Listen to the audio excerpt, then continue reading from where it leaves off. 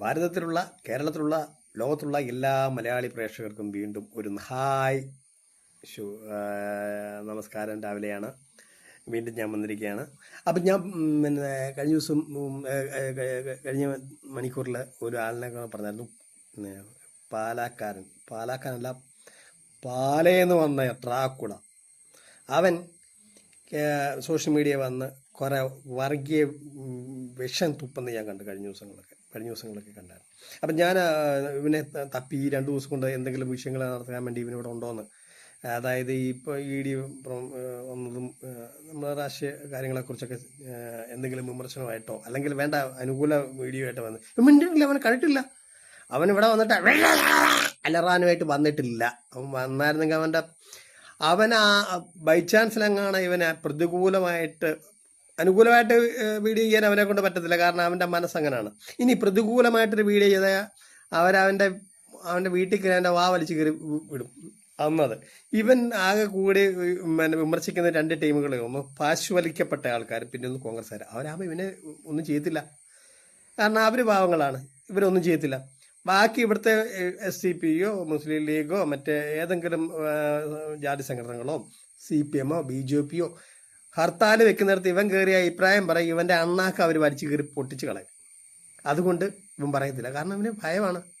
അല്ലെങ്കിൽ ഇവൻ വന്നു കഴിഞ്ഞ ദിവസം ഇവിടെ ഒരു ഹർത്താൽ നടത്തിയില്ലേ, ഹർത്താൽ നടത്തിയപ്പോഴത്തേക്ക് ഇവൻ പറഞ്ഞു, അല്ലെങ്കിൽ എൻ്റെ കൂടെ നിൽക്കണം, എൻ്റെ കൂടെ നിൽക്കണമെന്ന്. ഇവൻ്റെ കൂടെ നിന്നാൽ ഹർത്താലങ്ങ് വേണ്ട നിൽക്കും.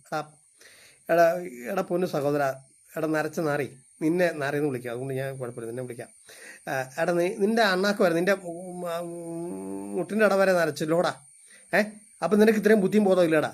നിനക്ക് ഞാൻ ഒരു ഉപദേശം കൂടെ തരുവാണ്.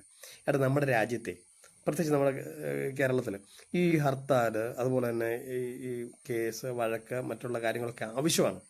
അതുപോലെ തന്നെ ഇപ്പോൾ ഈ പറഞ്ഞ ED കാര്യങ്ങളൊക്കെ തെറ്റുകാരെ തെറ്റും ശരിയും തിരിച്ചറിയാനുള്ളതാണ്. തെറ്റുകാരാണ് അവരെ ശിക്ഷിക്കട്ടെ, നന്മയാണെങ്കിൽ അവർക്ക് സംരക്ഷണം കൊടുക്കട്ടെ.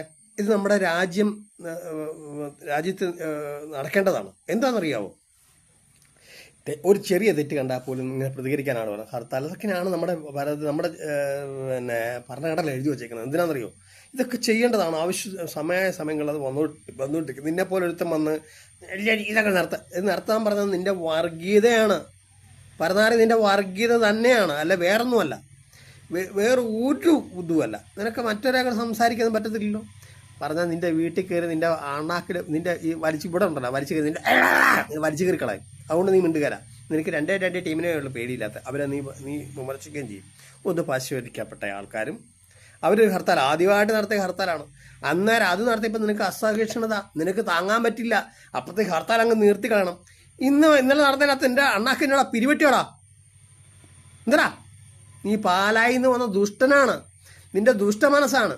നീ ഇപ്പം എൻ്റെ പേര് കൊണ്ട കേസ് കൊടുക്കാറ്. നിന്റെ പേര് കൊണ്ട കേസ് കൊടുത്താൽ ഞാൻ നിന്നോട് മോശമായിട്ടൊന്നും പറഞ്ഞിട്ടില്ല. നിന്നോട് പറയേണ്ടതാണ്, പക്ഷെ പറയാത്തതെന്ന് പറയാം. എൻ്റെ സംസ്കാരം നിന്നോട് പറയേണ്ടതായിരുന്നടാ.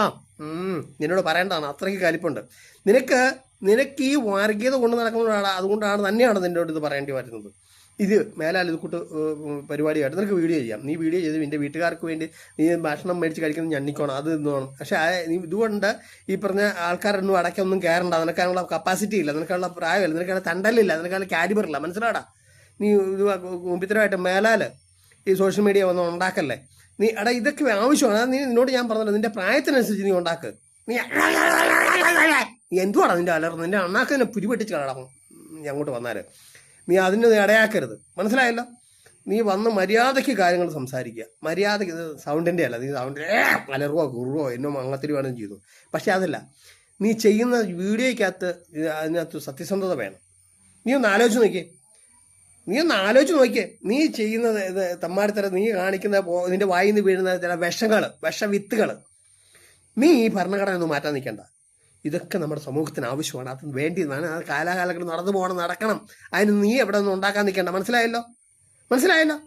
ഇതൊക്കെ വേണം. ഹർത്താലായാലും ബന്ധായാലും ഈ പറഞ്ഞ ED ആയാലും ഇവിടെ പോലീസായാലും നിനക്ക് ചെയ്യാൻ പറ്റുന്ന ഞാൻ ചെറിയൊരു ഉപദേശം പറയാം.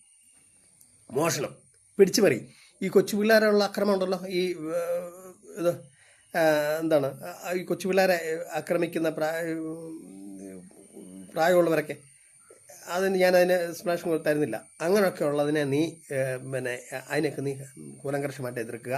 അതിനൊക്കെ കേസാണ് കണ്ടുപിടിക്കാനൊക്കെ തുമ്പുണ്ടാക്കി കൊടുക്കുക. അങ്ങനെയുള്ള കാര്യങ്ങളൊക്കെ ചെയ്ത് നിനക്ക് തന്നെ പറ്റുന്നെങ്കിൽ നീ സോഷ്യൽ മീഡിയ ആയിട്ട് അതിൽ കാണിക്കാൻ ഇറങ്ങുന്നത് നീ വർഗീയത മറയാൻ വേണ്ടി മാത്രമല്ല, സമൂഹത്തിന് നന്മയായിട്ട് ചെയ്യുന്ന വർത്താനം പറയണം.